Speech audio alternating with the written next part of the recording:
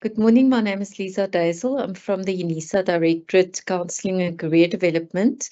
This morning, we thought we will just share with you the topic thinking differently about challenges and failure.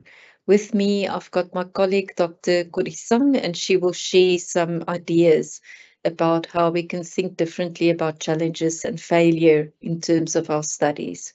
Welcome, Dr. Korisang. Good morning, Lisa. Thank you, and good morning to the students.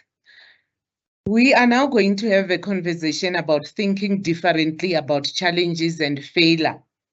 In your journey of being a student or in your career journey, you are constantly confronted with the issue, will I fail? One of the reasons that this is an issue that confront us on our journey is because we face a variety of challenges and setbacks that can be frustrating and discouraging. And most of the time when we experience these challenges, the main thing that comes in is that will I fail? Will I fail other people? It's therefore important to reframe these challenges and failures so that you can help yourself to turn them into opportunities for growth and learning. In this presentation, we will be focusing on the importance of taking on challenges. So it's also important to understand that in our journey, previously we spoke about summiting Kilimanjaro. And in that journey of summiting Kilimanjaro, which is your career, which is your studies, it's important that you also take on challenges. Secondly, you embrace failure. Embracing failure does not necessarily mean that you are saying I'm a failure. You are embracing that in this journey, I can be confronted with the experiences, situation, or even my thought and perception could then suggest that I'm failing. But I will embrace that in order to continue with the journey. Another important aspect of this presentation is about thinking differently about those experiences that you will regard as a failure. Let's talk about challenges. You know, sometimes when we experience challenges, we just think I have failed. But what is a challenge? A challenge is an obstacle or a difficulty that requires effort or skill to overcome. I could also say sometimes a challenge also requires us to be emotionally stable when we confront those challenges. Because if we are overwhelmed, that's where we even exacerbate the impact of the challenge. And we tend to be so overwhelmed when we look at the challenge and we feel defeated before we even attempt to resolve the challenge. As a student, as I said earlier on, you may face challenges such as time management, technology issues, or balancing your coursework with other responsibilities.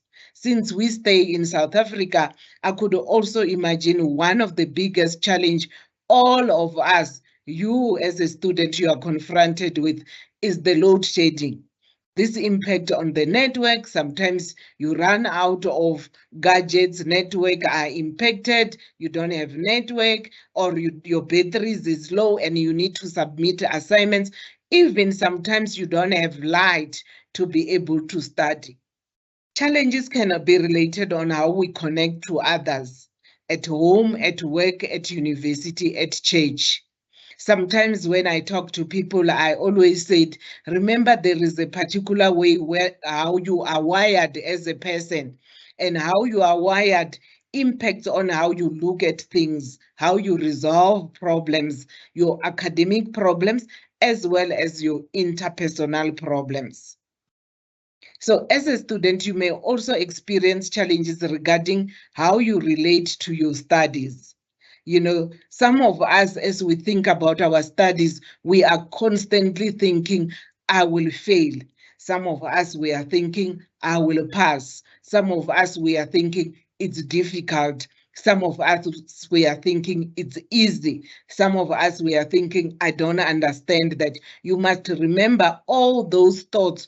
Also, it's a position that you have taken that defines your relationship with your studies, that also influence how you approach your studies. It's normal to feel overwhelmed when challenges arise, but as the challenge persists, you may feel, or we may feel helpless and we want to give up. Sometimes panic may set in and we start to doubt our own capabilities to resolve the issue. You are busy with your assignment and you can't seem to understand what this question is all about. You start panicking and you said, I'm not gonna pass. And you start thinking, I won't even qualify to write the exam and then I will fail. But if you then just relax, you could also think, oh, let me just talk to other people, and that can also impact on you.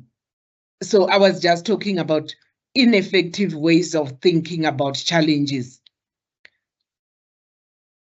The issue is not that we must or we must not experience challenges, or I want to say it's not an issue that you are experiencing challenges. It's a normal part of the journey, whether it's in our career, whether it's in our personal life. The same applies with the studies. We will experience challenges. However, the issue is how effective or ineffective you are when you think about challenges, which affects how you approach challenges. So one of the ineffective ways of thinking about challenges is to regard the challenges as a punishment. That, yeah, you are being punished. You even maybe wonder that people don't want you to get your degree. It's also ineffective to think all these challenges are there to defeat you. Another ineffective way is when you start thinking that as you experience challenges, you are a failure. Challenges are part of life and does not happen to those who succeed only or who are good enough. It's also ineffective that when you experience challenges, you start blaming others for your challenges. And we can always find someone to blame. Either we can blame the university, we can blame the lectures, we can also blame the administration, you can blame your parents, you can blame your former teachers. It's also ineffective to start making excuses when you are experiencing challenges. It's just because I'm not good at this, but you are not giving yourself a chance. Or you start feeling very angry towards yourself and others. Remember, when we are experiencing challenges, when we then don't focus on the challenge and focus on other things, there is a lot of possibilities and we then become even more overwhelmed. Even viewing yourself as a victim of circumstances or other people does not help you when you are looking at the challenge. While challenges can be frustrating and stressful, they also present opportunities for growth and learning. I can imagine you are sitting with the new online system and you don't know how to use it. It can be very frustrating. You can feel very overwhelmed. You can blame Unisa for this online system. But if you take time to just understand how it works, further from that, you will feel very good about yourself. You even feel more confident. By taking on challenges, you can develop new skills, increase your confidence, and improve your problem solving. Sometimes when we are exposed to new things, they can also become challenges. But we don't realize after we have overcome that challenges, we are also growing. We are developing ourselves as beings, as career beings, as students, and we improve our problem solving capabilities and also how we feel about ourselves as students or as possible career practitioners. As challenges arise, we often find ourselves spending a lot of time focusing on what we cannot control. And this is just a default state of human nature and our brain. When I said, you know, I want you to do that, immediately you will start thinking, but I don't know how to do that. But in this challenge, that's when you are learning to do something, but it can only help you if you focus on what you can control.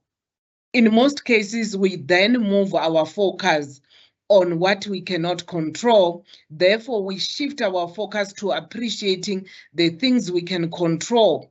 And remember, when we focus on things we can control, it boosts our self-confidence, and also we can manage the emotional impact and our emotional response, especially the sense of being overwhelmed. Think about things I can control or things you can control in any challenge. In any situation, no matter how overwhelming or difficult it might be, there is always things you can control. Spend more time to strengthen what you can control. Let me give you an example below, which is very common to most students. Think about, despite the fact that you have limited financial resources, you manage to start with your studies and you are doing well. This gives you a sense of hope that you could be in the future, change your circumstances and your family circumstances. You even now have the motivation to find a part-time job that allows you enough study time and also to save for study fees for your next semester. Even if it will mean that some semesters you take a break, something you are in control of is that you have started with your journey towards your studies, even though it could be challenging or slow. You cannot then just focus on, but I don't have money and I must take a break. That overwhelms you and discourages you. Things you cannot control. We must also acknowledge that there are some aspects you cannot control. Why that is important is because sometimes when you focus more on things you cannot control, it overwhelms you. As you focus on things you cannot control, you become more aware of your challenges and could feel more overwhelmed and even helpless about your situation. And you even feel discouraged and defeated. Let's look at this example. You are struggling to pay your study fees. You can acknowledge the impact of this on your studies. But if you only think about the hopelessness of the situation, you may even become more overwhelmed, and this will impact on your motivation to study. Let's look at the following reflection questions. What is the challenge you are currently experiencing? What are the things you can control about your challenge? What are the things you cannot control about your challenge? What is the first thing you would want to focus on now? You must remember that failure is the inability to achieve a goal or meet an expectation. As a student, you may experience failure in the form of not passing an exam, not passing an assignment, low grades, missed deadlines, or unsuccessful projects. Even though the feeling and the experience that I have failed can be disheartening and demotivating, it's important to remember that it's also a necessary part of the learning process. I would even want to add, in any journey, in any experience, in any process, one would experience circumstances, situation, or receive feedback that they will take as failure. But it's also those processes, those experiences that help us to learn. Failure can help you identify areas where you need to improve and learn from your mistakes. Embracing failure means accepting it as a natural part of the learning process and using it as a catalyst for growth and improvement. We need to embrace failure. We need to understand it's part of the normal process for any journey. You could hear part of this presentation as we talk about failure, we are also talking about thinking differently about failure. In most circumstances, people don't even want to talk about this failure. They don't, it's like it's not normal. We cannot embrace it, we cannot acknowledge it. To truly benefit from challenges and failure, it's important to think differently about them. Instead of viewing challenges and failures as roadblocks to success, try to see them as opportunities for growth and learning. For example, Instead of thinking, I'm not good at this, try thinking, I haven't mastered this yet, but I am learning. You can even say to yourself, where you are being kind to yourself, I'm doing this for the first time. I need to be patient with myself so that I can learn this. By reframing your thinking in this way, you can approach challenges and failures with a growth mindset, which can help you overcome them more effectively. Most of the time, we think we can grow by just knowing everything. Sometimes for us to grow, we also need to experience a challenge. I am now thinking as I'm presenting about a seed that has been planted. For that seed to come out, it sort of have to experience the challenge of coming out of the soil. Then we see the seed growing. And it will be a challenge when you plant a seed for it to come out and grow. It must have the challenge of pushing out of the soil. And that creates growth. So even where you are, think about yourself as a seed that needs to grow, but it has to come out of the soil. Remember that thinking differently takes practice, but it's a valuable skill that can help you succeed in all areas of your life. We are wired and we are, as a society, oriented to think in a particular way about failures and in this black and white, good, bad. And we have got challenges when we think about things that are negative. But if we can start rewiring or reorienting our thinking and our attitude to think differently about challenges and failure, it could help us to succeed in all areas of our lives. By thinking differently about these experiences, you can develop a growth mindset and become a more effective learner. Practice reframing your thinking when faced with challenges and failures. By doing so, you can overcome obstacles, learn from your mistake, and achieve your goals. You sort of reflect every time you are going through a challenge. Even when you are doing something that is challenging, you keep on reflecting to say, what am I learning from this? What can I take from this about yourself and the problems that you are dealing with, and also to approach other situations in the future. Thank you very much for being part of this presentation. We really hope it can help you, especially as we are preparing for exams. Because as you think about the exams you are about to start writing, you need to think differently about challenges. Exam is another challenge, and you need to think differently about challenges and failure. Thank you very much. Lisa? Okay. Thank you, Dr. Kurisang. Certainly a lot for us to think about, this quite normal process of experiencing challenges and trying to think differently about how those challenges affect us, and also thinking differently about the concept of failure. In our case, we would want to invite you to please contact us for any further conversations that you might need. The Unisa Directorate for Counselling and Career Development is here to support you in terms of your studies. We are available by email. You can send an email to counselling@unisa.ac.za. You can also choose to book an online appointment on Microsoft Teams, and there's a link for you to be able to do that on the screen right now.